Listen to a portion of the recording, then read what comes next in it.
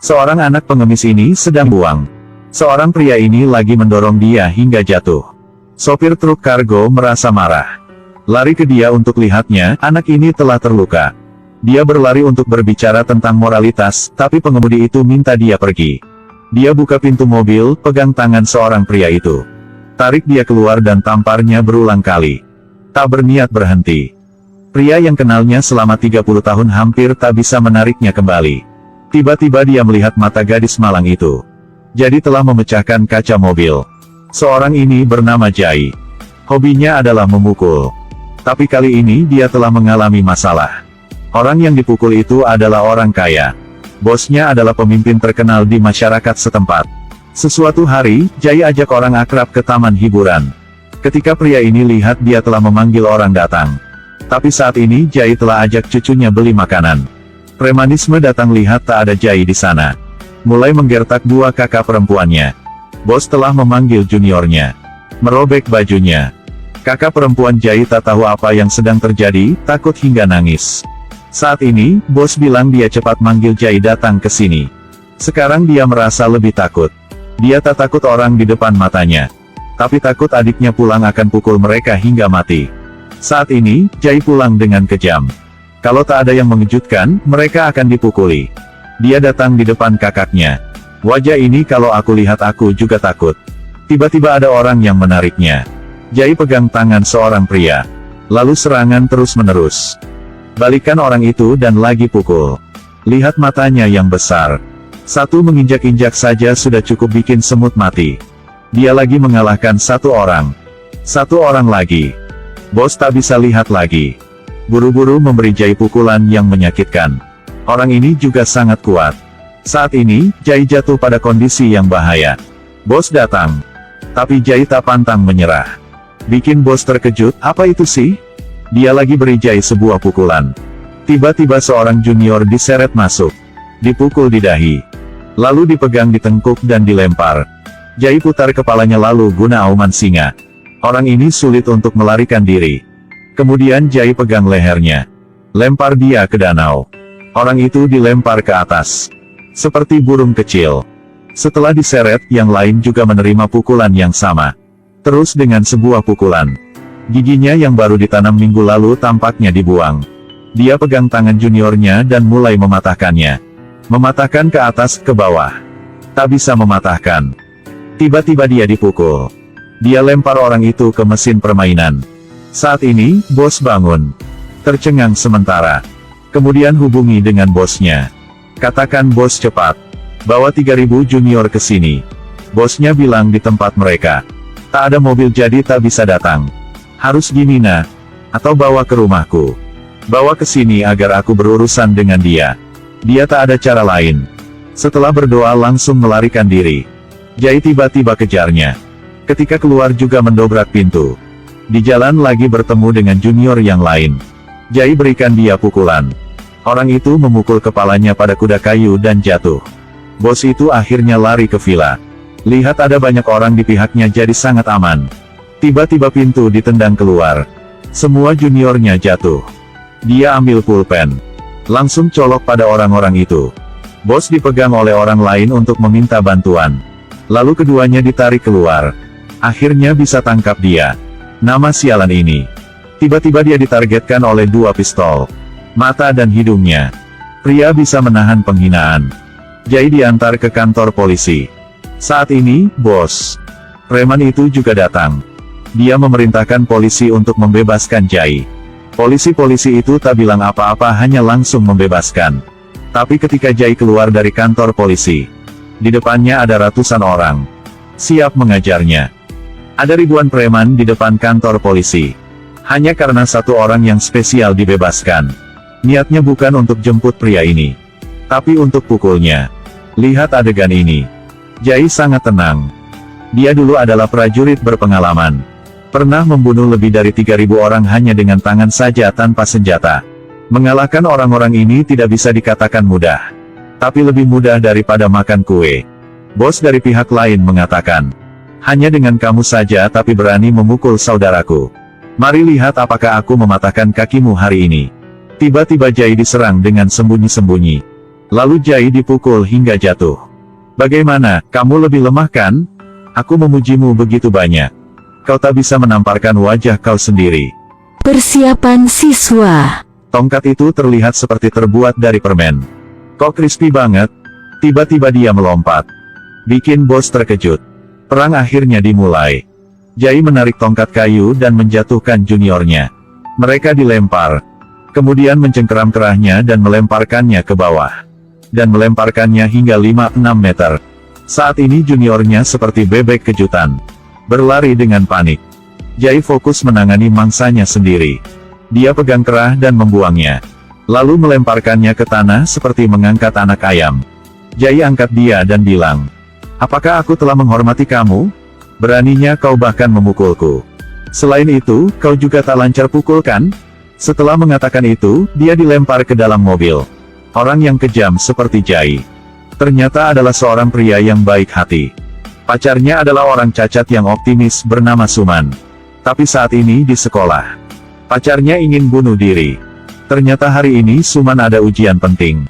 Tapi kakak laki-lakinya yang tuliskan jawaban untuknya tak bisa datang karena kemacetan. Saat itu, Jai sedang diblokir di kantor polisi. Tak bisa hubungi. Dia minta bantuan orang di jalan tapi tak ada yang memperhatikannya. Akhirnya harus masuk ruang ujian. Dia berusaha guna mulut untuk buka halaman ujian. Dia mencoba berkali-kali. Tapi tak bisa menulis. Sempat ujian ini 5 tahun baru ada 1 kali. Pikiran yang buruk juga muncul setelah itu. Jai dengar berita tentang sekolah itu. Setelah tiba di sekolah itu dengan berani berlari ke pacarnya. Ketika dia sampai di lantai kedua dengar suara berteriak semua orang. Suman telah melompat ke bawah. Saat ini kakaknya juga datang. Lihat adiknya meninggal secara tragis, dia sangat sedih. Jai lebih sedih. Alasan Rohan macet. Bikin semua orang marah. Polisi memblokade jalan selama 3 jam. Untuk memberi jalan bagi seorang gadis adalah anak pejabat. Jika dia tidak melakukan ini, adiknya tak mati. Kemudian dia pergi ke kantor polisi untuk minta penjelasan. Tapi polisi telah bilang ke petugas. Tak lama setelah itu, Rohan dibunuh. Pembunuh adalah Patil. Ternyata Patil adalah antek pejabat itu. Semua ternyata tak sesederhana itu. 1 hari kemudian, sesuatu telah terjadi di keluarga Jai. Ibunya ditabrak oleh kendaraan kargo. Kakak perempuannya tahu pelakunya preman.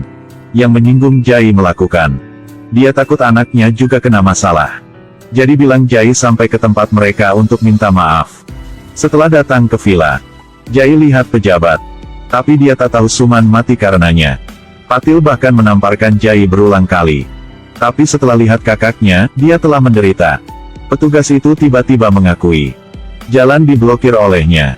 Jadi bikin pacar Jai bunuh sendiri. Bukan hanya tak merasa bersalah tentang ini. Tetapi juga menertawakan pacarnya. Katakan Suman adalah orang cacat. Jika Jai bisa terus bersabar, aku akan memberinya pukulan juga. Saat ini dia kengan Suman. Kemarahan yang membara. Jai berteriak. Sebuah tamparan telah mengetuk Patil. Lalu pukul juniornya yang terbang sejauh 20 meter. Gunakan kepala untuk mendorong orang lain ke dalam bel. Pegang leher dan melemparkan orang lain ke atas. Dia langsung jatuh ke meja. Pada saat ini, Patil dicekik sampai tidak bisa bernafas. Saudara perempuan mengatakan penjabat bahwa, "Kamu sudah setua begini. Apakah yang kamu lakukan adalah apa yang seharusnya dilakukan manusia? Tidak menghormati siapapun. Kamu sudah tahu betapa kuatnya adikku.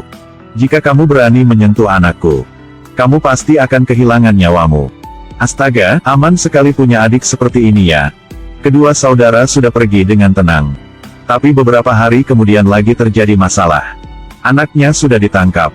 Orang tua itu benar-benar belum melihat peti mati tanpa meneteskan air mata. Ini adalah penyelamatan terlembut yang pernah aku lihat. Cucunya diculik. Ketika dia menyelamatkan cucunya, dia ditekan ke rel kereta oleh mobil. Tidak tahu kenapa mobilnya juga ikutinya. Tiba-tiba kereta api mendekat. Jai sudah mengambil momentum untuk keluar dari rel kereta. Tapi mobilnya telah ditabrak parah. Pada saat ini, kelompok preman pergi ke tempat yang indah. Dia mengemudikan motornya menanjak. Batunya terlempar yang buat pria itu jatuh ke sungai. Dia pasti menyesal dilahirkan. Saat ini, Patil sudah mengendalikan cucunya. Jai meningkatkan kecepatan tertinggi. Sepeda motor terpental, dia menendang sepeda motornya. Patil dihancurkan oleh sepeda motor. Di rumah pejabat. Suasana sangat senang. Ah bukan, suasana di sini sangat bermartabat. Aku juga baru kenal Patil ini. Terlihat seperti antek. Tetapi sebenarnya adalah menantu. Ayah mertua Patil bersumpah bahwa harus berurusan dengannya dalam waktu 2 hari. Pada saat ini di pihak Jai. Dia menerima telepon dari parlemen.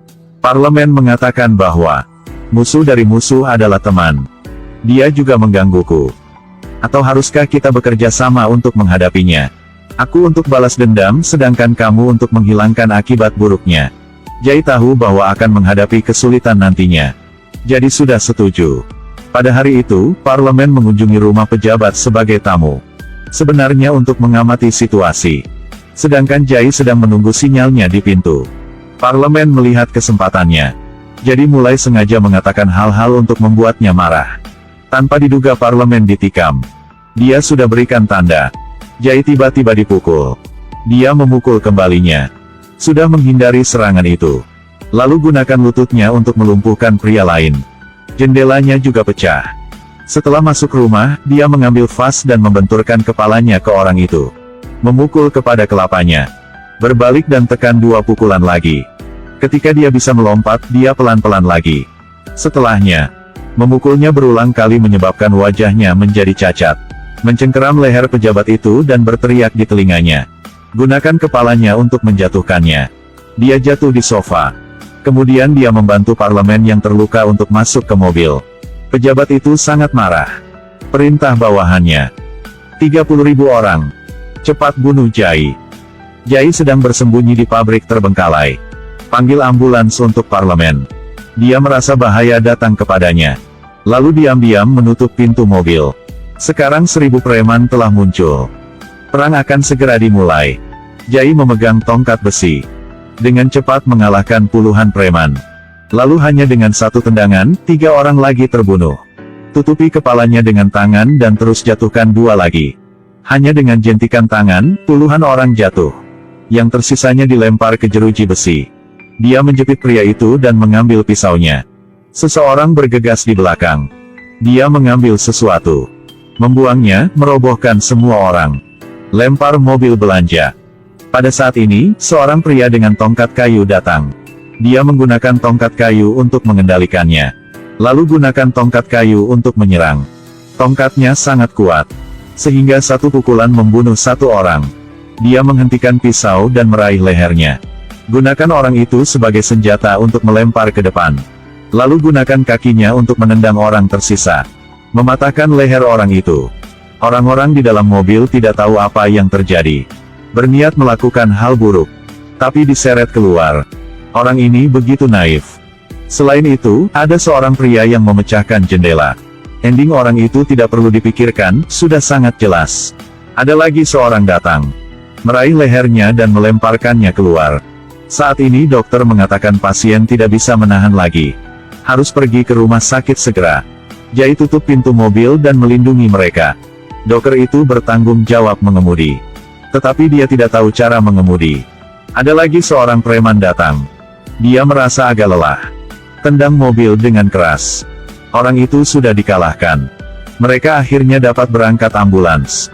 Jai juga cepat menyusul. Tiba-tiba 2 orang lewati. Dia pikir itu musuh. Jadi dia melompat turun. Menghancurkan kaca mobilnya. Kemudian mobil menabrak dinding. Dia jatuh juga.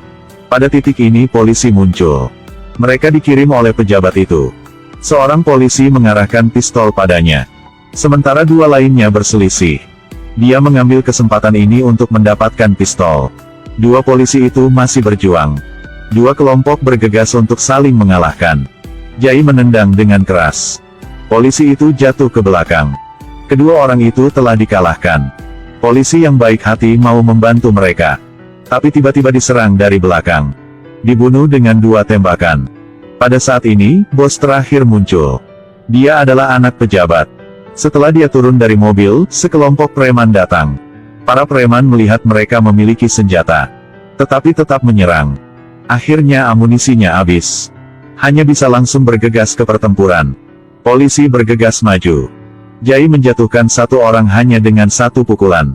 Blokir serangannya dan terus kalahkan orang lain.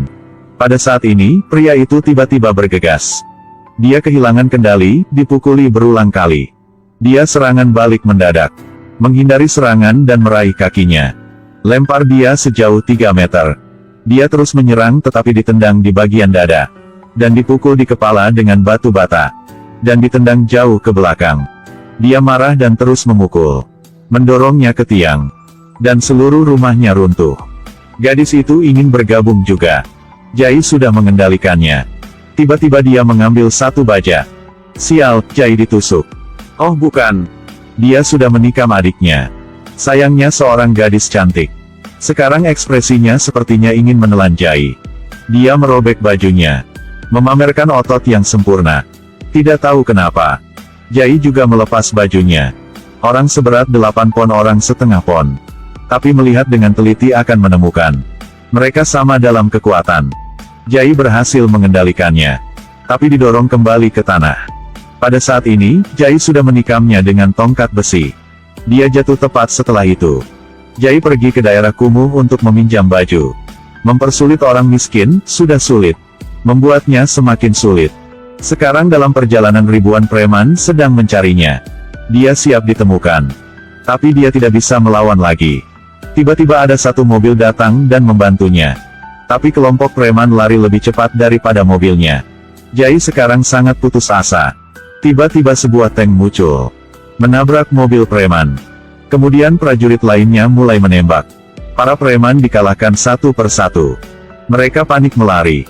Halo, istirahat. Tank kemudian mengawal kendaraan itu ke rumah sakit. Apa itu terkenal? Jai di kamar rumah sakit hampir pulih. Pejabat jahat itu dikepung dan dipukuli oleh orang-orang. Jai kemudian menjadi pahlawan kota. Orang biasa memanggilnya Dewa Perang.